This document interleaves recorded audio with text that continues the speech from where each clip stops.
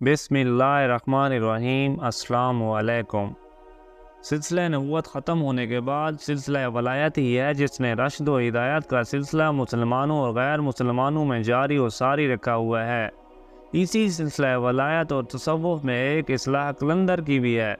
قلندر معنی تو یوں اہل تصوف کے نزدیک ایک آزاد آدمی اور مداری کے ہیں، یعنی اپنے نفس کو ایک آزاد آدمی کی طرح اس دنیا فانی میں گزارنا، یا پھر اسے بندر کی طرح نچانے پر قادر شخص یا ہستی جو دنیا و مافیا سے آزاد ہو، وہ قلندر ہے۔ ایک حدیث مبارکہ کا مفہوم ہے کہ جس نے اپنے نفس کو پہچانا پس اس نے اپنے رب کو پہچانا، جس نے اپنے نفس کو فنا سے پہچانا اس نے اپنے رب کو بقا سے پہچانا۔ تاریخ میں جن 3 ہستیوں کو 2.5 قلندر کے نام سے نوازا گیا، ان میں حضرت رابعہ بصری، حضرت مخدوم لال شہباز قلندر اور حضرت شرف الدین بو علی قلندر شامل ہیں۔ چونکہ حضرت رابعہ بصری عورت تھی اس لیے انہیں آدھی قلندر کہا جاتا ہے۔ یوں عوام الناس کی زبان زد و عام ہے کہ دنیا میں 2.5 قلندر بھی آئے ہیں۔ ان تینوں ہستیوں میں ایک قدر مشترک یہ بھی ہے کہ انہوں نے زندگی بھر شادی نہیں کی اور اللہ وحدہ لا شریک کی عبادت میں دن رات مصروف و مشغول رہے۔ آئیں اب ہم فرداً ان تینوں قلندروں کا تذکرہ تاریخ کی روشنی میں کرتے ہیں۔ اللہ پاک سے دعا کرتے ہیں کہ اللہ پاک حق سچ بولنے کی توفیق عطا فرمائے۔ حضرت رابعہ بصری کی پیدائش 1 صدی ہجری میں بصرہ میں ہوئی۔ آپ کی پیدائش کے بارے میں محققین کی رائے میں اختلاف ہے۔ آپ سادات کے غریب گھرانے میں پیدا ہوئی۔ جس رات آپ کی ولادت متوقع تھی اس وقت گھر میں اتنا تیل بھی نہیں تھا کہ چراغ کا دیا جلایا جائے۔ آپ کی والدہ محترمہ نے اپنے شوہر سے کہا کہ آپ ہمسائے سے تھوڑا سا تیل لے کے آئیں تاکہ گھر میں کچھ اجالا ہو سکے، مگر چونکہ وہ دل میں عہد کیے ہوئے تھے کہ اللہ وحدہ لا شریک کے سوا کسی سے کچھ نہ مانگیں گے، سو ہمسائے کے گھر کے باہر سے ہی بغیر کچھ مانگے لوٹ کر آ گئے اور گھر آ کر کہا کہ وہ دروازہ نہیں کھول رہا۔ اسی پریشانی میں انہیں اونگ آ گئی تو خواب میں آقا کریم صلی اللہ علیہ وآلہ وصحبہ وسلم کا دیدار ہوا۔ حضور اکرم صلی اللہ علیہ وآلہ وصحبہ وسلم نے تسلی دی اور فرمایا، تیری بچی بہت مقبولیت حاصل کرے گی اور اس کی شفاعت سے میری امت کے 1000 افراد بخش دیے جائیں گے۔ اب تم ایسا کرو کہ بصرہ کے حاکم کے پاس جاؤ اور اس سے کہو کہ جو تو روزانہ 1000 مرتبہ مجھ پر درود و سلام کا نذرانہ پیش کرتے ہو، لیکن تم نے جمعۃ المبارک کو کیوں ناغہ کیا، لہذا بطور کفارہ 400 دینار ادا کر دو۔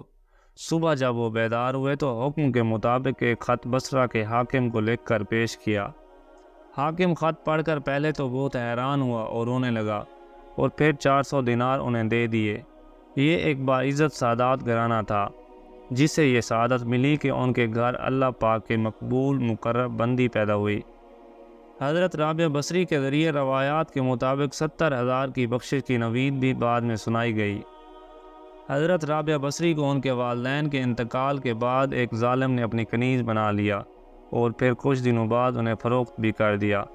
آپ کا معمول تھا کہ دن میں روزہ رکھتی اور رات کو ساری رات عبادت میں مشغول رہتی۔ ایک شب جب اس مالک کی آنکھ کھلی تو اس نے آپ کو کمرے کے گوشے میں سربہ سجود پایا اور ایک معلق نور آپ کے سر پر فیروزہ دیکھا۔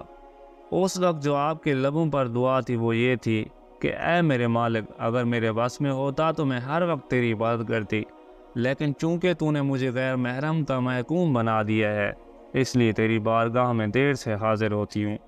آپ کے یہ کلمات سن کر مالک بہت پریشان ہوا اور صبح ہوتے ہی آپ کی خدمت میں عرض کرنے لگا اور کہا کہ اگر آپ میرے گھر پر مستقل قیام فرمائیں تو میرے لیے یہ ایک سعادت سے کم نہیں، یا پھر آج سے کہیں اور جانا چاہیں تو آزاد ہیں۔ ایک روایات کے مطابق حضرت رابعہ بصری جب حج بیت اللہ کے لیے روانہ ہوئی تو راستے میں آپ کا گدھا مر گیا۔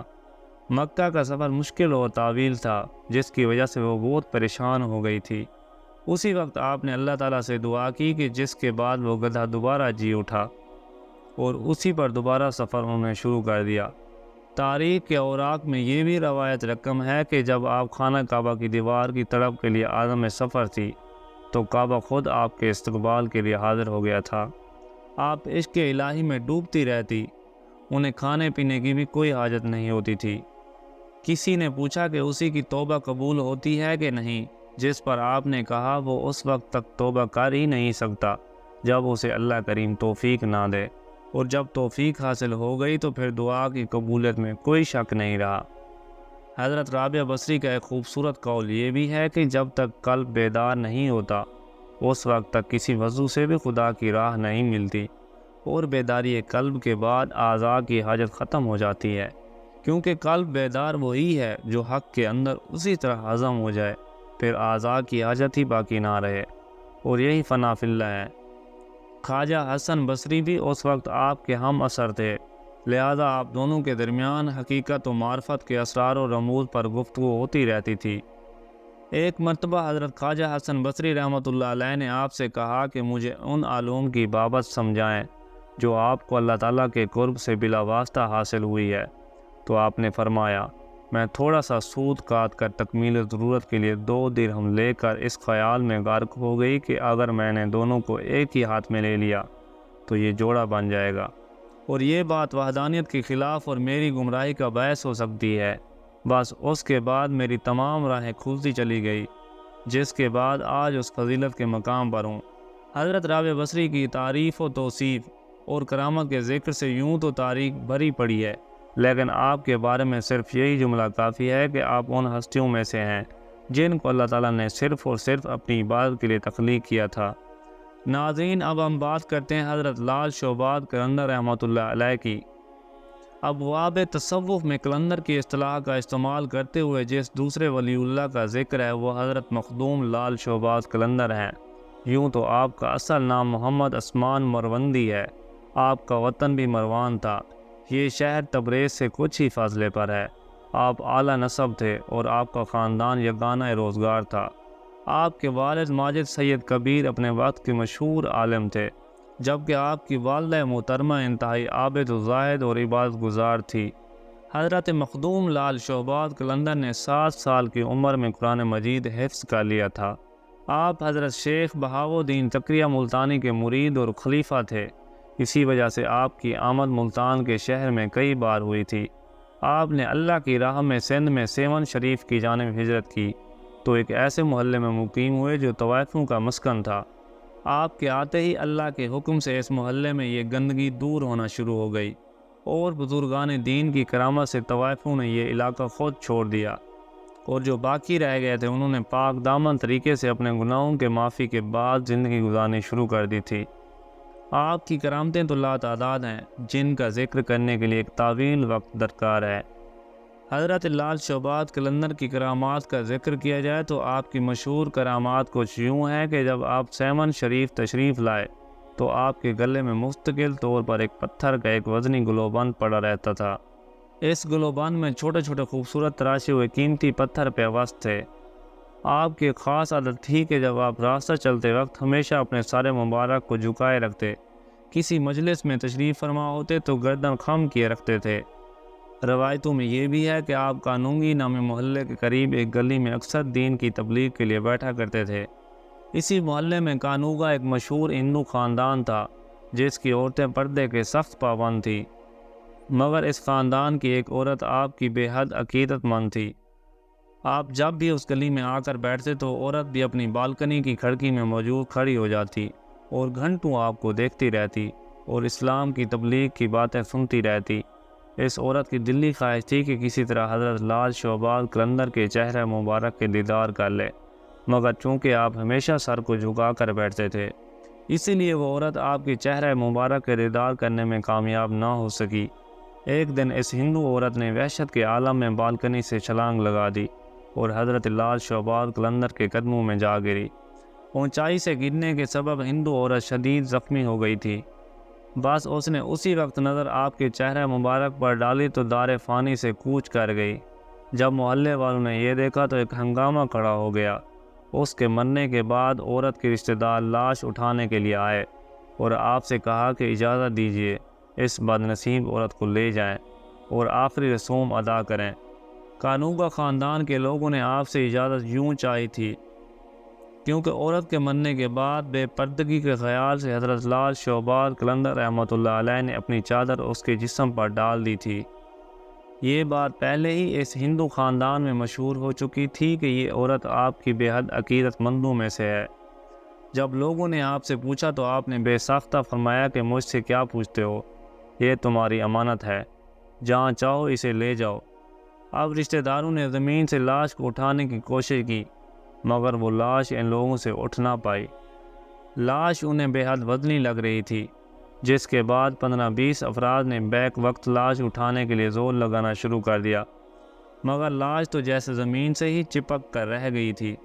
حضرت لال شعبال قلندر نے جب ان لوگوں کی پریشانی دیکھی تو لاش کے پاس آ کر فرمایا، اگر تم شہر کے تمام ہندو بھی جمع کر کے لے آؤ تب بھی یہ لاش نہیں اٹھ پائے گی۔ اس عورت کے رشتہ داروں نے جب یہ سنا تو دنگ رہ گئے، ان کے جسم میں خون ہی نہیں رہا۔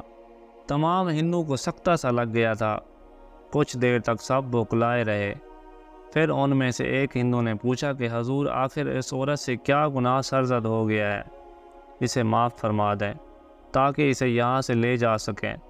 تو آپ نے جلال کے عالم میں فرمایا، بات ثواب اور گناہ کی نہیں، بات صرف اتنی ہے کہ عورت کی قسمت میں جلنا نہیں لکھا۔ ہندو کے لیے یہ ایک عجیب و غریب صورتحال بن چکی تھی۔ پوچھا تو پھر ہم کیا کریں؟ جس پر حضرت لال شعبال قلندر نے سکوت امیز لہجے میں فرمایا، وعدہ کرو تم سب اس کو دفن کرو گے تو یہ لاش اٹھ جائے گی۔ ہندو نے وعدہ کیا، جس کے بعد اس عورت کی ارتھی اٹھنے کی بجائے جنازہ اٹھایا گیا اور اس کو مسلمانوں کے طریقے سے دفن کر دیا گیا۔ اس عورت کی قبر سیون شریف میں موجود ہے، جسے ہندو مذہب کے لوگ دور دور سے دیکھنے آج بھی سیون شریف آتے ہیں۔ حضرت مخدوم لال شہباز کی یہ کرامات دیکھ کر کانونگا خاندان کے ہندو نے آپ کے دست مبارک پر مشرف اسلام ہوئے۔ اسی طرح سندھ میں اسلام پھیلتا گیا۔ اب تیسرے قلندر حضرت شرف الدین بو علی قلندر کے بابرکت ہستی بھی ہیں۔ اس وقت دھرتی پر جلوہ افروز تھی جب مخدوم حضرت لال شعبال قلندر دنیا سے رشد و ہدایت کے چراغ روشن فرما رہے تھے۔ آپ کا شجرہ نسب حضرت امام ابو حنیفہ سے ملتا ہے۔ آپ کے والد حضرت شیخ سالار فخر الدین ہمدان کے رہنے والے تھے۔ انہوں نے چھوٹی عمر میں ہی قرآن مجید حفظ کر لیا تھا۔ اس کے بعد آپ نے کم عمری میں مروجہ اسلامی علوم بھی حاصل کر لیے تھے۔ آپ ہمیشہ اسلامی درس و تدریس میں مشغول رہتے تھے۔ آپ کئی سالوں تک مخلوق خدا کو راہ ہدایت دکھلاتے رہے، اور پھر ایک دن کچھ یوں ہوا کہ آپ میز پر کھڑے ہوئے جوش و خروش کے ساتھ وعظ فرما رہے تھے کہ اچانک ایک فقیر نے دروازے پر کھڑا ہو کر آواز بلند کہا، شرف الدین، افسوس ہے کہ تو جس کام کے لیے پیدا کیا گیا تھا اسے بالکل فراموش کیے ہوئے ہے۔ کب تک تو کال میں رہے گا؟ فقیر کے ان الفاظ نے حضرت شرف الدین بو علی قلندر کے دل میں ایک اضطراب پیدا کر دیا، جس کے بعد آپ عشق الہی میں ایسے ڈوبے کہ مستقل مجاہدات اور ریاضات میں مشغول ہو گئے۔ مشغولیت بھی ایسی کہ اپنے تمام کتب غار کے اب کر دی، اور پھر دنیا فانی سے کنارہ کشی کر کے حضرت شہاب الدین کی کٹیا کے قریب بہنے والے دریا میں جا گھسے اور 12 برس تک کامل وہیں رہے۔